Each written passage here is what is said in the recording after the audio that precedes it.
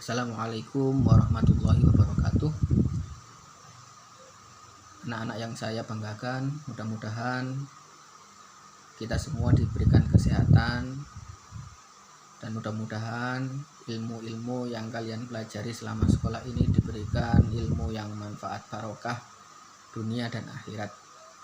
Pada kesempatan kali ini, mari kita coba untuk membahas sebuah topik yang baru dalam layanan bimbingan konseling ini, yakni mengenai relationship atau pacaran gitu ya.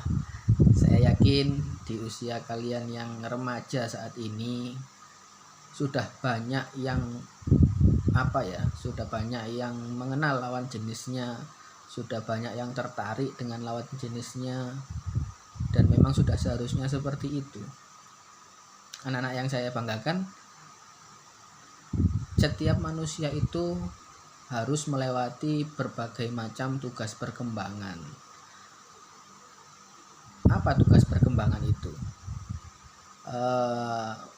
Kalau kita melihat salah satu pengertian menurut ahli, yakni tugas perkembangan itu tugas yang muncul pada saat atau sekitar satu periode tertentu dari kehidupan seorang individu. Nah, jika berhasil, maka akan menimbulkan fase bahagia dan membawa keberhasilan dalam melaksanakan tugas-tugas berikutnya. Namun, jika gagal dalam melewati tugas perkembangan itu, maka akan menimbulkan rasa tidak bahagia dan kesulitan dalam menghadapi tugas-tugas berikutnya. Ambil contoh, anak yang sudah usia TK harusnya sudah bisa toilet training atau berbicara kepada orang lain bahwa mengatakan saya kebelet ke belakang, saya ingin pipis, saya ingin buang air kecil. Itu sudah harus dilewati saat usia TK misalnya. Nah, jika anak belum bisa melewati tahap itu, maka akan muncul dampak-dampak di mana nanti akan mengompol di sekolah, ketika bermain tiba-tiba buang air kecil dan lain-lain. Nah, itu berarti anak itu tidak bisa melewati tugas perkembangannya. Begitu juga dengan usia anak SMP seperti kalian. Ada tugas perkembangan yang harus dilewati. Nah, faktor apa saja sih yang menyebabkan munculnya tugas perkembangan itu? Macamnya banyak, yakni satu, adanya kematangan fisik tertentu pada fase perkembangan tertentu. Jadi perubahan fisik itu menyebabkan munculnya sebuah tugas perkembangan. Yang kedua, tuntutan masyarakat secara kultural seperti membaca, menulis, berhitung, dan berorganisasi. Ya, tidak dapat dipungkiri kita hidup di masyarakat. Maka kalau yang lain sudah bisa membaca, harusnya kalian juga sudah bisa membaca. Yang lain berkumpul, kemudian berorganisasi dengan orang lain, maka yang dianggap normal adalah yang bisa mengikuti apa yang terjadi di masyarakat. Kemudian yang ketiga, tuntutan dari dorongan dan cita-cita individu sendiri atau psikologi seseorang yang sedang berkembang, yakni nanti kamu akan memilih pekerjaan, kamu bisa memilih-milih teman yang cocok dan sebagainya. Dan terakhir adalah tuntutan norma agama. Ada hal-hal yang diperbolehkan agama, ada hal-hal yang tidak diperbolehkan secara agama. Oke? Nah, tujuannya apa tugas perkembangan itu? Yang pertama, sebagai petunjuk bagi individu untuk mengetahui apa yang diharapkan masyarakat dari mereka pada jenjang usia-usia tertentu. Kalau anak usia segini harusnya sudah bisa ini, kalau umur sekian harusnya sudah bisa melakukan tahapan ini, dan seterusnya. Yang kedua, memberikan motivasi kepada setiap individu untuk melakukan apa yang diharapkan oleh kelompok sosial pada usia tertentu sepanjang kehidupannya. Jadi harus bisa kamu melewati ini harus bisa, harus ada motivasinya. Kalau enggak, kamu nggak akan belajar. Dua anak usia SMP sudah mulai belajar naik sepeda motor misalnya. Yang ketiga apa? Menunjukkan kepada setiap individu tentang apa yang mereka hadapi. dan tindakan apa yang diharapkan dari mereka jika nantinya akan memasuki tingkat perkembangan berikutnya. Jadi ke depan apa yang harus dilewati sudah jelas terstruktur gitu ya. Nah, apa sih tugas perkembangan bagi remaja? Ini menurut ahli ada 6 kelompok pembagian tugas perkembangan remaja, yaitu bisa menerima keadaan jasmani, memperoleh hubungan baru dan lebih matang dengan teman sebaya antara dua jenis kelamin. Nah, ini yang akan kita bahas, yakni dimana kamu sudah harus bisa mengenal lawan jenismu dan memperoleh hubungan baru dari lawan jenis itu. Nanti kita akan lebih dalam membahas ini. Yang ketiga, menerima kondisi dan belajar hidup sesuai jenis kelaminnya. Yang keempat, mendapatkan kebebasan emosional dari orang tua dan orang dewasa lainnya. Selanjutnya, mendapatkan kesanggupan berdiri sendiri dalam hal-hal yang berkaitan dengan masalah ekonomi. Kalian sudah bisa mengatur, mulai diajarkan mengatur keuangan dengan cara dikasih uang saku orang tua, kamu harus bisa mengelola dan lain-lain. Dan terakhir adalah memperoleh nilai-nilai dan falsafah kehidupan. Jadi apa sih hidup itu, untuk apa, kemudian apa tujuanmu dan lain-lain. Nah, kembali ke poin yang nomor 2, yakni memperoleh hubungan baru dan lebih matang dengan teman sebaya antara dua jenis kelamin. Nah, maksudnya apa? Kalian sudah harus mulai punya ketertarikan kepada lawan jenis. Tertarik di sini bukan berarti yang negatif. Kalau usia SMP seperti kalian dan kalian belum belum tertarik dengan lawan jenis, itu perlu dipertanyakan. Loh, saya cowok. Kalau saya melihat cewek, pandangan saya berbeda dengan saya melihat cowok. Nah, seperti itu. Jadi mengerti perbedaan antara cowok dan cewek, antara perempuan dan laki-laki. Bagaimana bersikap kepada sesama teman satu jenis kelamin dan bagaimana bersikap kepada teman yang berlawanan jenis kelaminnya dengan kalian. Harus dibedakan. Nah, dan di situ nanti timbul mengenai ketertarikan. Dari ketertarikan biasanya akan berlanjut ke pacaran kalau anak zaman sekarang. Nah, kita akan coba. Apa sih pengertian pacaran? Pacaran adalah proses perkenalan antara dua insan manusia yang berbeda jenis kelamin untuk saling menjajaki karakter dan kepribadian sebagai persiapan dalam rangka tahap pencarian kecocokan menuju kehidupan berkeluarga. Tujuan akhirnya nanti berkeluarga. Nah, pada saat ini adalah perkenalan terlebih dahulu, menjajaki karakter masing-masing. Jadi serius sekali pacaran itu. Nah, masa pacaran adalah rentang waktu dalam proses saling mengenal, memahami, dan menentukan pilihan teman hidup, bukan untuk main-main. Lah, pacaran itu terjadi karena ada jatuh cinta, ada perasaan yang berbeda. Contoh, seorang laki-laki ketemu dengan dua orang teman perempuannya. Nah, sikap seorang laki-laki ini terhadap perempuan satu dan perempuan dua pasti akan berbeda jika perasaan yang ada berbeda. Yang satu dianggap teman, yang satu dianggap teman tapi lebih spesial. Nah, ini yang dinamakan jatuh cinta. Rasa tertarik kepada lawan jenis merupakan bagian dalam proses remaja menuju kedewasaan. Setiap orang akan pernah mengalaminya. Rasa tertarik itu sendiri bahkan diberikan oleh Allah. Allah atau Tuhan menciptakan manusia laki-laki dan perempuan agar saling tertarik. Dan dengan demikian mereka saling membantu memperkembangkan satu sama lain. Rasa tertarik atau lawan jenis itu perlu kita atasi dan dikendalikan secara tanggung jawab. Nah, ini ya, dikendalikan secara tanggung jawab. Itu yang jadi titik poin kita kali ini. Itu sebabnya kita mengenal adanya tahap-tahap ketertarikan terhadap lawan jenis. Bagaimana sih tahapannya? Mulai masa kanak-kanak, kamu bergaul laki-laki dan perempuan tanpa malu dengan siapapun.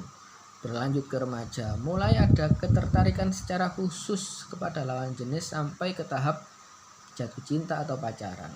Dan dewasa, ketertarikan pada lawan jenis dan pacaran itu diarahkan menuju cita-cita untuk bisa hidup berkeluarga. Tujuan utamanya adalah membina hubungan keluarga. Nah, yang jadi masalah adalah bagaimana anak yang pacaran kemudian timbul perilaku yang menyimpang. Ini bahaya pacaran yang menyimpang. Pacaran itu memang satu kata yang terkesan indah dan bermakna romantis. Apa seperti itu? Ya, kita lihat. Saya kira kalian semua akan mengalami dan akan mencoba merasakan sensasi dari pacaran ini atau ketertarikan dengan lawan jenis ini. Kalau enggak berarti nanti kita perlu bicara lebih lanjut. Pak, saya lihat teman saya cewek-cewek kok biasa aja ya Pak ya. Cewek ya gitu itu. Nah, atau contoh kalau perempuan, Pak saya lihat laki-laki itu kok ya biasa aja ya Pak ya. Cowok itu ya seperti itu, enggak ada yang berbeda dengan perempuan. Nah, ini yang harus kita tindak lanjuti nanti ya kalau ada yang seperti ini. Kalian bisa langsung menghubungi Pak Rozak. Kita akan coba menggali lebih dalam nantinya. Banyak sekali remaja berpacaran yang berpandangan bahwa kalau tidak pacaran berarti tidak gaul dan ketinggalan zaman. Ada juga pacaran yang karena ikut-ikutan tren yang ada. Ada lagi yang pacaran karena teman. Koncoku pacaran, aku ya pacaran. Nah, itu yang perlu dievaluasi ya, dipikirkan ulang ya. Adapun bagi yang belum pernah mengalami pacaran, sering muncul pertanyaan seperti ini. Ngapain aja sih yang dilakukan oleh orang pacaran itu? Nah, banyak pertanyaan-pertanyaan yang timbul seperti itu.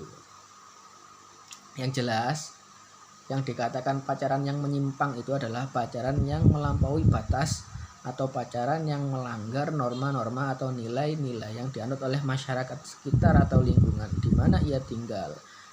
Misal, sampai melakukan hubungan badan atau hubungan seksual di luar pernikahan. Nauzubillahi min dzalik, mudah-mudahan anak-anak sekalian tidak sampai melakukan hal-hal yang seperti ini.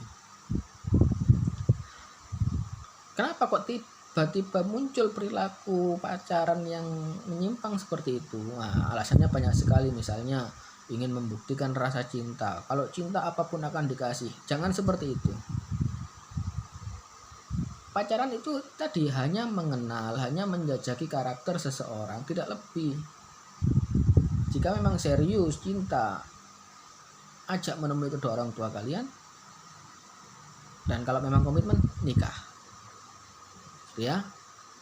Sekali saja para remaja melakukan hubungan seksual di luar nikah, maka akan timbul pengalaman yang nikmat, membekas, terekam, tersimpan di dalam otaknya, dan dia akan ingin mencoba lagi dan mencoba lagi. Sama seperti narkoba yang kemarin kita bahas. Sekali dia akan mencoba, maka akhirnya timbul rasa kecanduan. Dan bila ada kesempatan dia akan mencari dan menggunakannya. Maka jangan coba-coba untuk melakukan hal-hal yang di luar batas. Ingat, hanya mengenal dan menjajaki karakter lawan jenis. Kita harus bisa mengelola perasaan kita secara bertanggung jawab, gitu ya. Apa aja sih penyebabnya kok bisa muncul pacaran yang menyimpang itu? Banyak, bisa dari keluarga, terutama ayah dan ibu yang gagal melaksanakan perannya sebagai pembentuk kepribadian yang utama dan pertama bagi anaknya. Yang kedua, bisa jadi komunikasi antara orang tua dan anak tidak sehat. Kalian malu untuk curhat pada orang tua. Orang tua juga seperti itu, merasa tabu untuk atau merasa sungkan untuk membahas hal-hal yang berkaitan dengan pacaran, berkaitan dengan sifatnya anak. Dianggap anak itu selalu jadi anak kecil terus-menerus, padahal tidak. Kalian tumbuh dan berkembang. Maka perlu dibangun komunikasi antara anak dan orang tua. Bisa juga karena cara mengasuh dan mendidiknya yang kurang tepat. Bisa juga karena orang tua yang materialistik, atau juga pengaruh lingkungan di mana lingkungannya tidak sehat. Ya, banyak sekali hal-hal yang timbul karena lingkungan sekitar yang tidak sehat. Nah, apa yang jadinya kalau pacaran itu dilakukan menyimpang atau di luar norma-norma yang ada? Maka bisa jadi yang pertama, terjadi kehamilan yang tidak diinginkan, terjadi kehamilan di luar pernikahan. Kalau sudah hamil biasanya akan dilakukan pernikahan dini. Belum waktunya menikah, belum siap berumah tangga, belum siap dalam membentuk dan mempersiapkan keluarga akhirnya terpaksa menikah karena terjadi kehamilan, atau kalau tidak maka ada yang sampai aborsi atau menggugurkan kandungannya. Kalau hal ini terjadi, kalian akan dosanya bertumpuk-tumpuk. Selain kalian melakukan perbuatan zina, kalian juga membunuh janin dan dosanya tidak terukur. Masya Allah, na'udzubillah, summa na'udzubillah, jangan sampai itu terjadi. Hal yang lebih parah lagi juga, bisa jadi kalian tertular PMS. Apa itu? Penyakit menular seksual. Jenisnya macam-macam, bisa penyakit kelamin, bisa HIV AIDS, dan macam-macam. Nah, supaya hal itu tidak terjadi, maka ada baiknya kalian menghindari pacaran yang menyimpang, atau bahkan nggak perlu pacaran. Lupa bagaimana cara mengenal lawan jenis kalau kita nggak pacaran? Ya, mengenal itu bisa menjadi teman. Kamu bisa mengelola perasaanmu. Oh, saya lo seneng sama anak itu, boleh, tapi nggak usah pacaran. Konsentrasikan kepada yang lain, dengan belajar yang lebih giat, dengan beribadah, maka perasaan itu akan tetap ada. Kamu akan senang dengan seseorang, tapi juga kamu bisa mengendalikan emosimu. Kalau perasaan dan emosimu nggak terkendali, timbul kepacaran. Pacaran yang sehat itu hampir dikatakan mustahil atau tidak ada. Ya, yang namanya pacaran itu pasti ada gangguan setan di dalamnya. Maka lebih baik kelola perasaan kepada lawan jenis itu dengan baik dan tanggung jawab. Kemudian perbanyak ibadah dan perbanyak belajar, insya Allah akan terhindar. Kalau tetap tidak bisa dan terpaksa harus pacaran, maka kamu harus menanamkan nilai agama yang maksimal pada diri kamu. Yang kedua, binalah hubungan baik dengan keluargamu sendiri maupun dengan orang yang kamu cintai. Kemudian beraktivitaslah secara positif. Hindari keluar berdua. Hindari juga tempat yang sepi atau berada di dalam satu rumah sendirian atau dalam kos-kosan dan lain-lain. Dan yang penting, berani bilang tidak. Pak, kalau saya diputus, tidak apa-apa, cari yang lain. Itu bukan orang yang baik. Kalau pacarmu memaksa, menyuruh, dan menginginkan sesuatu yang di luar norma agama, di luar ketentuan, jangan ragu untuk bilang tidak. Ingat, jumlah laki-laki dan perempuan baik di dunia ini sangat banyak. Kalau kamu ketemu anak-anak atau pasangan yang tidak baik, jangan ragu untuk bilang tidak. Itu ya. Itu pesannya Pak Rozak kepada kalian semua. Mudah-mudahan manfaat dan kalian bisa terhindar dari hal-hal negatif mengenai hubungan dengan lawan jenis.